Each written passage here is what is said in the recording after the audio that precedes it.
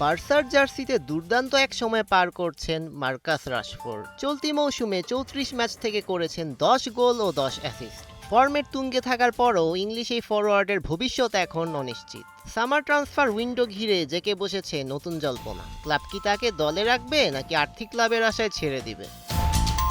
Manchester United থেকে লোনে যেন রাশফোর্ডের হয়েছে পুনর্জন্ম।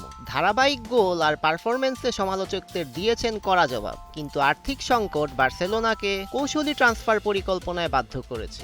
গোল.কম জানিয়েছে বার্সা মূলত লোন টু বাই চুক্তিতে ঝুঁকি কমিয়ে বড় লাভ তুলতে চাইছে।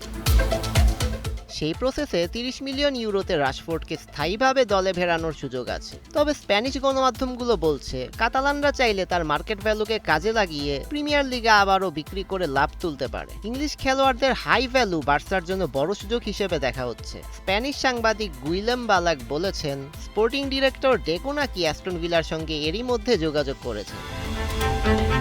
তবে সাম্প্রতিক সময়ে পরিস্থিতি কিছুটা বদলেছে। রাশফোর্ড আক্রমণ ভাগে গুরুত্বপূর্ণ ভূমিকা রাখছেন এবং নিজেও বার্সেলোনায় থাকতে আগ্রহী। তবে ক্লাব কর্তৃপক্ষের চাওয়া তো অন্যরকম। ৩০ মিলিয়ন ইউরো খরচ করার মতো সামর্থ্য না থাকায় তাদের ভাবতে হচ্ছে বিকল্প পথের দিকে।